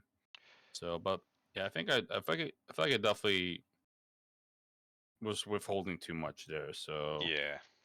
I think from my side, I was most scared if you were going to bounce Pete. Like, I don't know what was in your hand, but that card turns almost yeah, all of my removal off. I think I should have realized that. Yeah, I probably And should have bounced Pete. and I was ink screwed at that point. I was only at 6 ink. Yeah, I think I was.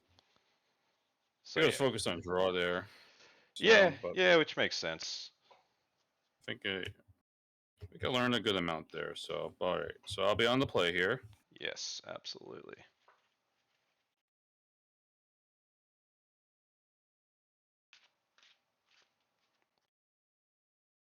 All right. I'm pitching back 3 here.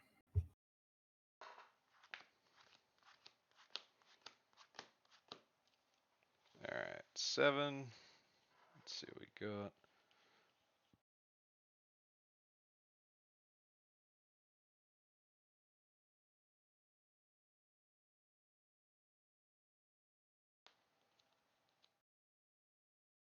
Okay, got a half cut.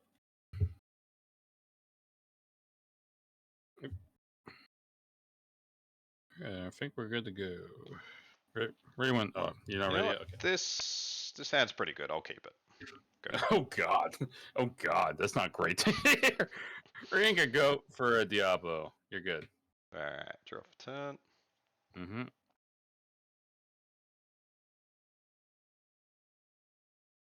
All right, I'm gonna ink a Tipo and play a Vitality Sphere. Yeah. Yours. Okay. Sounds good. Draw. We're ink a Mim. Yep. It's me. Quest for 1. Quest for 1. You're good. Let me reset my counter. Restart. 1-0. Draw for turn. Yep. Alright, I'm gonna ink Maleficent Monstrous Dragon. Pay 2 sail, draw a card. Yes, indeed. And then I think I will ink.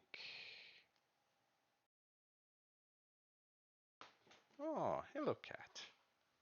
I think I'll ink Hiram and play an ice block. Oh yes. Okay. Sounds like you have another Hiram. If you're inking it. So draw. Alright, we're gonna ink Chernobog. Yep. Pete. Yep. Quest for 3. Your go. So me gets 1 damage. Alright, draw for turn. Yep. Alright, I'm gonna ink a dragon, pay 4 for Grandma Tala. Okay, sounds good. Keep that one. And all yours. Sounds good. Tap and tap. Draw. Ink a goat. Yep. For Bunny Bun. Yep. Draw.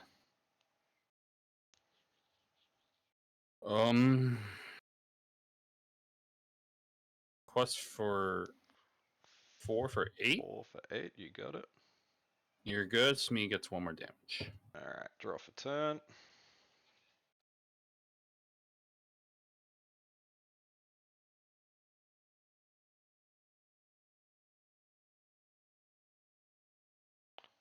I'm gonna pay 4 for Grandma Tala. more grandmas. Keep that card. Going to ink Hiram. Oh, interesting. Oh, Okay. wait. No, I've misread my hand. Yep, no, I will ink Hiram. Okay. And I'm gonna ice block Mr. Smee, and Grandma Tala is gonna challenge Mr. Smee. Okay. Sounds good. So she's on 2 damage. Sounds good. Yours. Okay. Draw.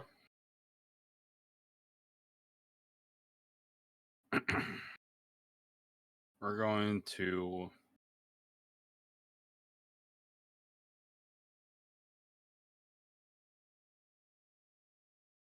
ink Diablo. Yep. 3 library.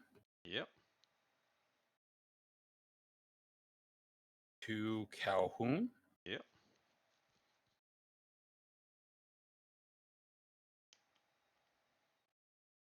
Let's. Oh, I don't want to get rid of this. I think this is important though. P to the untapped Grammatala, Yep. and we'll quest for 2. 10. You're good. Got it. Alright, draw for turn.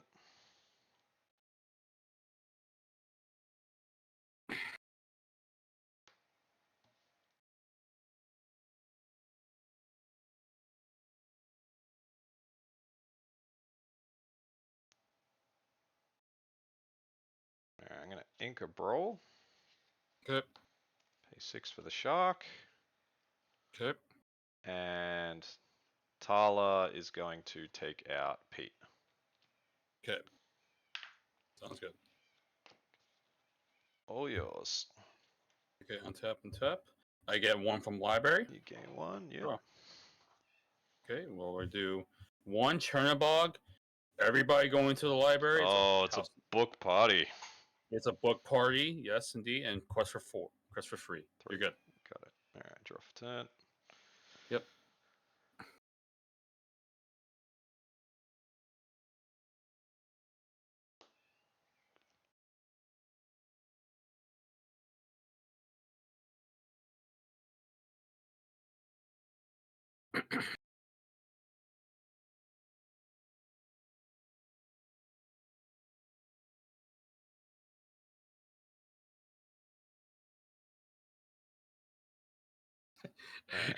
I see. I see the.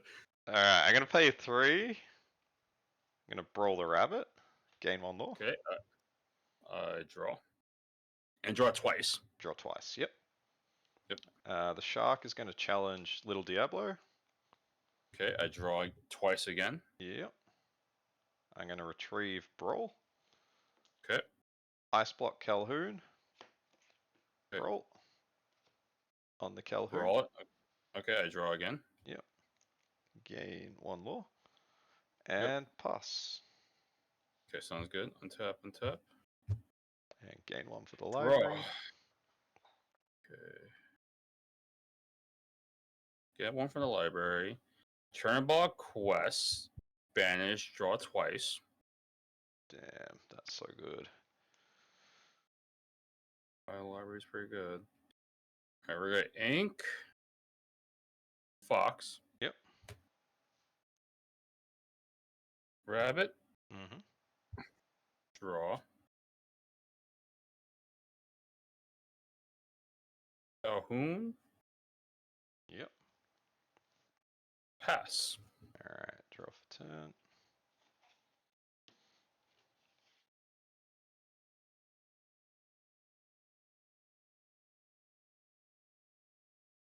Where are you at points wise?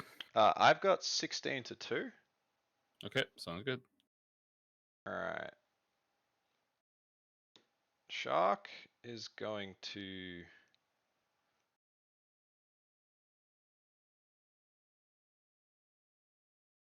sing. How far I'll go? Okay, I was like wondering what I was gonna say. Gain 1 law. Yep.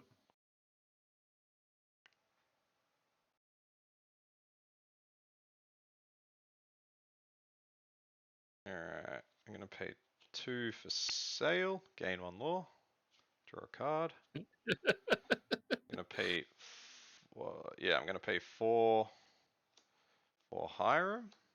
I'm gonna banish this ice block and draw 2. Yep. And then I still haven't inked for turn. I'm gonna ink sail, and I'm going to ink visions. Pass. Sounds good. Ooh, I think visions you might need personally. I think I may need it too, but I am already in a lot of trouble, so Yeah, I need to get my ink up, otherwise I can't do enough stuff. Yeah, I agree. So I get 1 for library. 1 for library. So this is alright. We're at ink Elsa. Yep.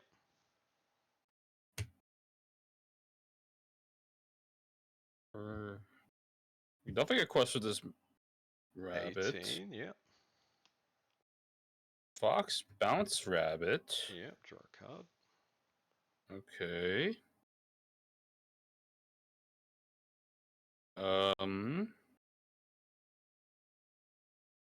Quest for Calhoun. Yep.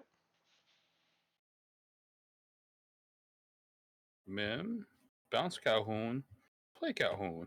You're good. Got it. Alright, draw for turn.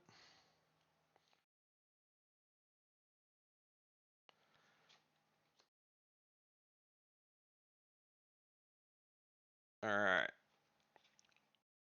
Shark is going to sing Pirate's Life. So 17, and I go to 7. Yep, that damn card. That goddamn card. Hiram's going to quest for 1. Yep. Banish Vitalosphere to draw 2. Yep. Yep, there's my 2 cards.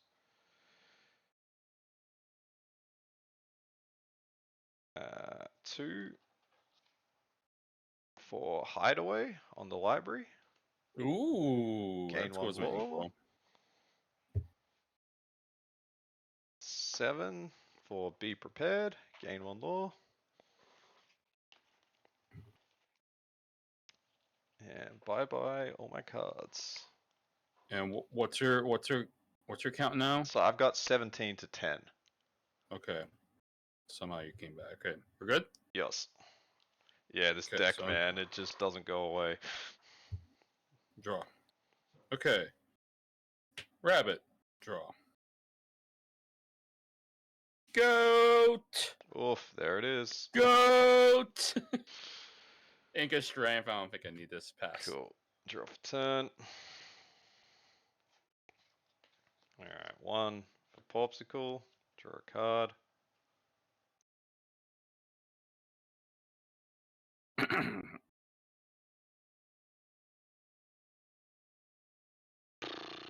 Eight for Big Sisu to banish the rabbit. I draw. And I think that's all I got. Pass. Yeah, I got it. So I got. You got it. Well done. Bouncy bounce 20. There was the shark. That's that library when you couldn't ban that library saved the day. Yeah, library is one of the hardest cards for me to deal with if I don't have Hideaway. Yeah. Because that drew you what, 4 or 5 cards, I think. It drew me. 5. Yeah, specifically. Like somehow it was 4. Somehow every character I put in the library was able to. I mean, 3 characters draw me 2, so that's just, it's just, and I mean that just shows the important part of just like playing, like drawing. Oh yeah. So, yeah, if you don't have cards in your hand, you don't have any options. Like yeah, so it was just, yeah. I mean, yeah, it was just basically, I mean, the end game was interesting. Maui Shark, I didn't have the removal, but luckily, I think Beat Prep kind of helped me. I mean, kind of helped me like get rid of the shark and. Yeah, one of the things I think people don't understand with Red Blue, it's like if all you're doing every turn is replaying pirates and challenging with Yeah. Maui Shark, you're not developing your board at all. Yeah. And like you're removing one threat and you're probably clawing back some lore, but if you're locked into doing that for the rest of the game, your opponent's going to find an answer and you're just going to lose. So Yeah, exactly. you gotta just eat a bad turn and try and get something out, Yeah. and then hope that you can come back. Mm-hmm. All right. Let's do game 3. This is what the viewers want. It is best of 3. Come on, Yeah, Ravensburger. exactly. This is it. Yeah. All right. So I'm waiting for you. Also, that's a tip for people to know. Yep. DLC. If you're second, wait till you're the first player mulligans. Yeah. So that's another tip. Wait till they mulligan.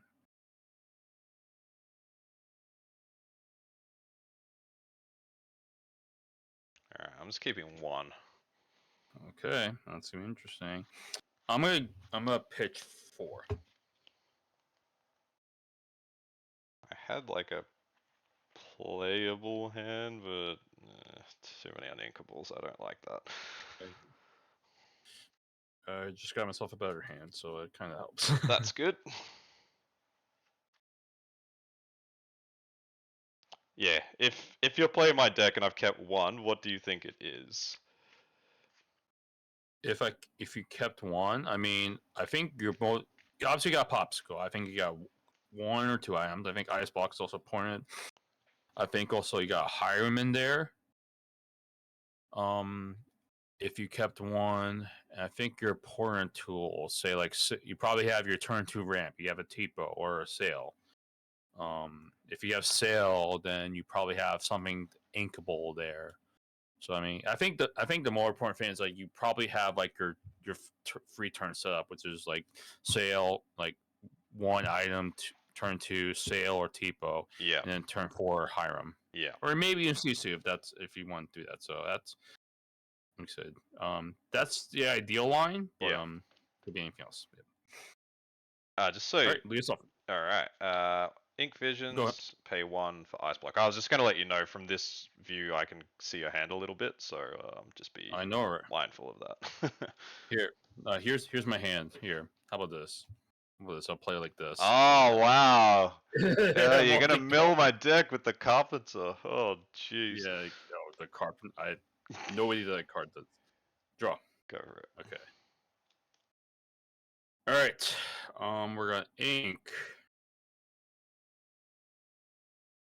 and Elsa. Yes. For a Diablo. You can go. Draw for turn.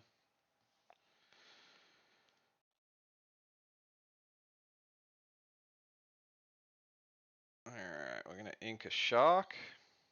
Play 2 for a Sail. Draw a card. Yep. And we're going to ink a Sail and pass. Okay. Draw. Alright, we're gonna ink a Broom. Yep. Shmee! Oh, he's back. He's Quest back. for Turn. 1. Quest for 1, you're good. Restart. 1-0. Alright. Ready, set, draw. Alright. I'm gonna ink Hiram. Pay 4 for Tala. Yep. Oh, you're okay. Yeah, I don't want to banish my ice blocks in this matchup. They do so much. That's actually a good point. No, that's a very valid point. Alright, and I've selected my card. All yours. And Tala's also a 3-3, so she body checks a lot of what your deck runs, so. Yeah. That's actually a good point, so. We're gonna ink a Chernabog. Yep. Quest. Up to 4. Mim. Diablo. And Replay. Replay. Yep. Pass. Right. Give me 1. Draw for turn.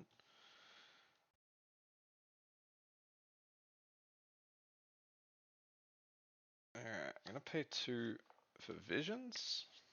Okay.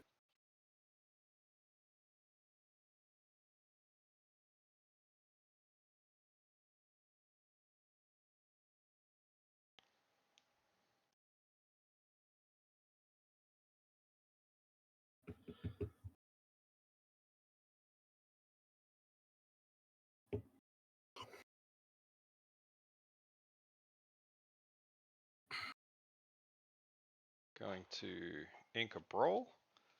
Pay Okay. 3 for Little Sisu on the Diablo. Okay, I draw a card. Draw a card? Yep.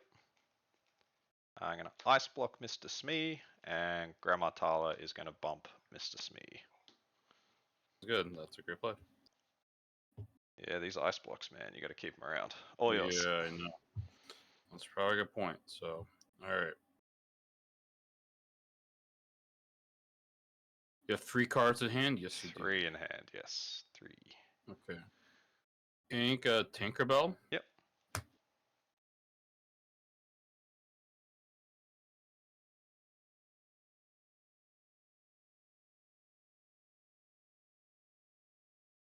Two Calhoun. Mhm. Quest. Quest. Go.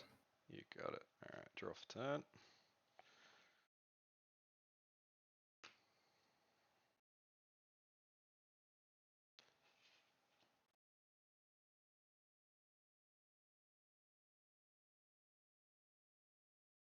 Alright, I'm gonna ink Pirates. Play 6 for the Shark. Okay. Tala's gonna kill Madam Mim. Yep. And Little Sisu is gonna quest for 1. Sounds good. All yours.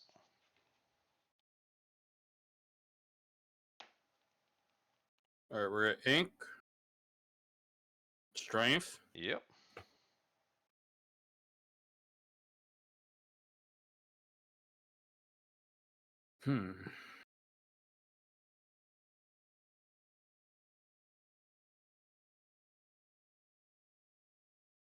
Genie, draw.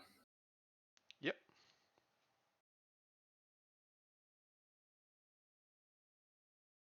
Pass. Alright, draw for turn.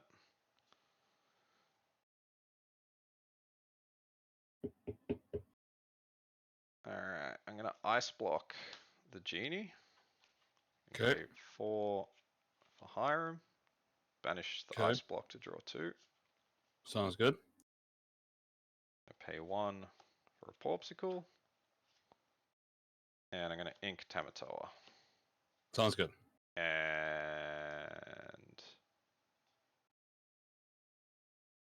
pass. Sounds good. I don't want to Tap open and tap. up the crab on the genie play. That's Well, you have your worst fear right now. yeah. Sing Zeus. Ugh. Sing Zeus. Yep. And then Elsa. Tap Little Sisu. Sisu. Yep. Kill that. Calhoun. Request for 1. You go. Got it. Alright, draw for turn. You're like, got it. Alright. Hiram's gonna quest for 1 and banish Yep. the Porpsicle. Draw 2 cards. Yep. I'm gonna ink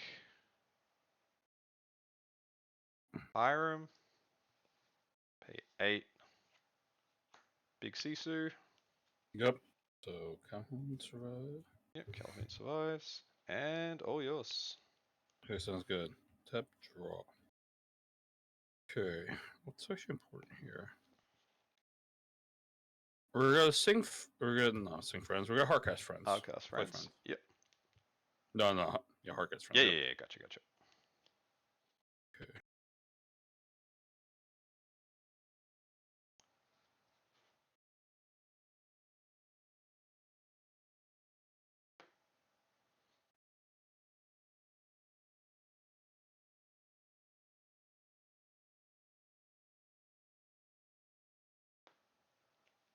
And then along came Zeus. Man.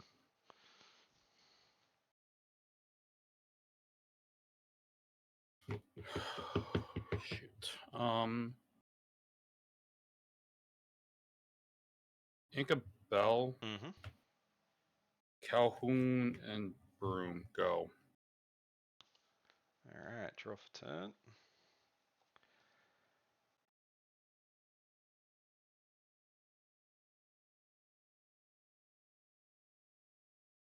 I'm gonna play 8.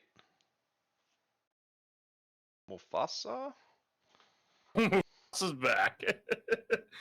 Oh my god, look how shiny that I Mufasa is. Holy know, frick. let me hold it up to the camera. He's so spunky. Oh my god, that's just... Look how beautiful that damn card is. Yeah, this is such a good enchanted. It's so beautiful. Alright, are you happy for me to just pick 2? Um, These go to my hand. just... I can roll the dice. Oh, fell. That's a dumb way of doing it. Yeah.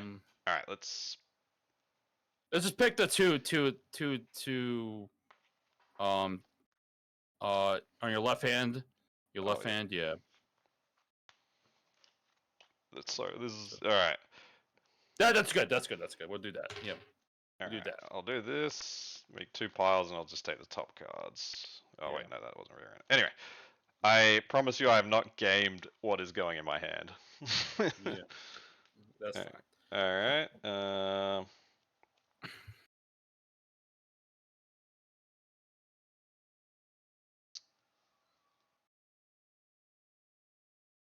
I think I will just pass it there. Okay, sounds good. Probably should have inked Untap, something untap. there, but Draw. Okay.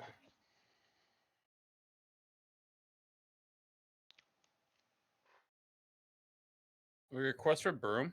yep. 5 tap. We'll tap the Hiram. Nice.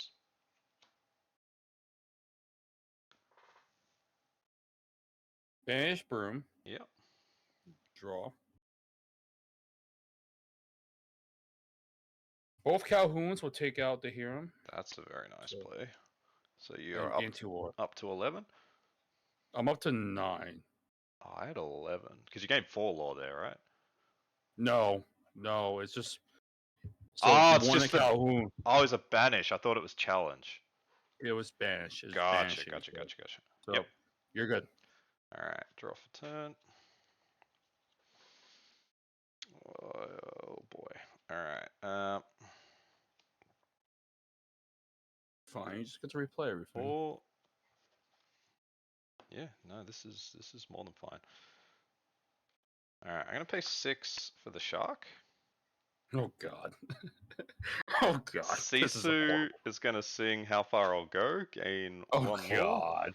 Oh god. It's gonna replay. Oh no. Go keep that card and deposit that one. I'm going Yep. to ink Hiram. Oh my god. You're gonna... Mufasa's gonna quest for 4. And just replay. Ready everything up. Yep. And I think I'll pay 6 for a pirate's life. So gain 3, you lose 2. And yours, yeah, this is pretty awful. Yeah. Well, I'm trying to see how it can... Yeah, there may be a way out, but yeah, I'm not sure. This might be a way. Yeah, no, this is actually a way. Oh. 4. Rabbit. Draw. Yep. What's in the box? 1. Broom. Yep. At least this could sing strength on the Maui. Nice. So strength on Maui. And now I have to figure out ways how to... What's your lore count? What's your lore count right now? I've got 10 to me and 7 to you.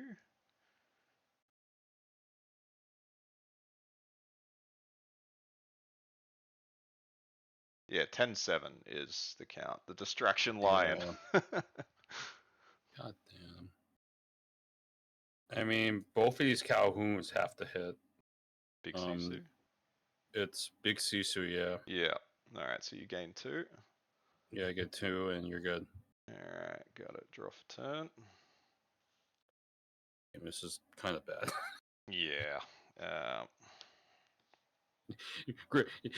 Ulti's like, yeah, it's Yeah, bad. it's not good. Alright, I'm gonna Ink Sphere. Play 3 for Yep. Brawl on the Rabbit. Okay, I draw. Yeah. Play 6 for Pirates. Oh my god. +2, -2. Quest for 4. Ready all my ink, and I'm gonna pay 9, and I'm gonna Dragon the Broom. Oh my god. So this Mufasa card, man. so What a dumb. card. What a damn card. All yours. Yeah, Oh it's such a liability, 8 cost uninkable, but when you get it down, it's just crazy. You're at 14, right? I had 16 with the Pirates plus the God 4. damn, how can it come back in this? I don't think Yeah, it can. you need a lot of god draws, yeah. I think here's my only hope. Ink Library. Yep. I think I know my only hope. Friends. Yep. Sing Friends.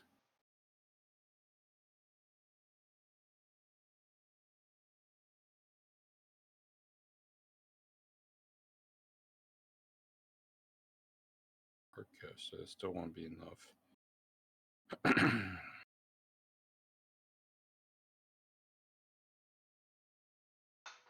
Oh boy. I'm just getting a work call. I'll just be right back in a sec. Oh no. I know. I think this is over. Free, I bounced back. Did.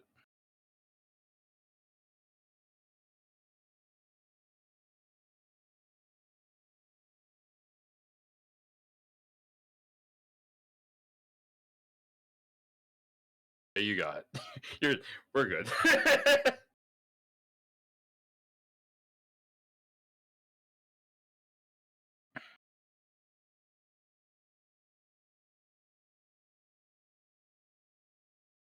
Well, well, you show how that's the power of how Mufasa actually works. I let it fire off twice, and so I had no really good removal for that. So that's where you have like beat prep. Yeah. I mean, I wish it. I mean, that could be like ink trouble, but yeah, that shows how if you could fire off Mufasa twice, that's just that's disgusting. That's a problem. That there's so many damn threats. I let Mufasa fire out twice, so that's just a problem there. So, well, we'll wait for All right, for Ulti get back in the call here. Are you I'm back in? I'm back. Yeah. I just freaking conceded. I'm done. Yeah. Dealing with the 9 health is a tall order. Mufasa was awful. No, great job. That was really well done. Yeah, thanks. I mean, Mufasa could be a liability, but it's just like for steel, it's so hard to remove that damn card. Yeah, that's one of the things I like specifically in the steel matchup. Is the 9 health is just such a problem. Like I think the big problem is just like I think for that I need like basically the most free optimal cards is an Elsa, a Belle, and like some type of removal, and that's hard. Yeah, that's really hard. So really well done. You should be very proud of yourself for winning that matchup. Thank you. So all right. Now I think we should see Ulti streams now and Pixelborn and see how how good Red Blue is. I probably will a little bit. It's something I want to get into. It's fun, so. But yeah. All right. Well, that was. No. Oh, sorry, man. I'm gonna have to chuff off. I've got work stuff to handle because I'm on call on a Sunday, which is always fun. But that's awful. Yeah. Nah, it's all right. We get paid for it, so it's not like. No, that's good. Good. Free labor. But yeah, thank you so much for your time and all your insights. I think I think your tip of just don't be intimidated and try and have fun. I think if people can just do that at the upcoming DLC, I think we're in a good spot. Just have fun. Yeah. So that's what I say. So yeah. So thanks for having me on stream, man. No, I really appreciate you taking your time. It's yeah, everyone check out Vamos's channel. It's pinned in the chat. I will link it once more, and he's also linked his Discord if you want to join that. Yeah. I I'll also have like a really good. I have a great dice in my hand right now. So. Oh man, is that like a D&D one? No, well, it's a D20, but it says Rick rolled. Oh, oh, fantastic. It's great Rick Astley CD. So I mean dice. So all right, yeah, guys, check out my channel too. Like I said, I stream a lot of Catan and now Pixelborn content. So Lorcana content. So guys, check it out, please. Yeah, Appreciate it. I really enjoyed your stream on Tuesday, so I hope you keep doing that like once a week or something. I definitely will. It's called Tuesday Night Lorcana for a reason. So Excellent. Heck yeah. Everyone check out Vamos. I'll make you a VIP in my channel, which I do for all my guests who come on. And yeah, thanks so much, man. Really, really no problem. appreciate your time. No problem. Thanks for having me on. Appreciate it a lot. All right. See you, bud. So, All right, stream. I am wrapping it up there. So, oh boy, close Discord. Thank you, everyone who's hung around. I really enjoyed that interview. Um, and yeah, just remember when you're playing games, have fun. I think that's the lesson here. All right, I need to do a bit of work, so I will catch you all around. Bye bye.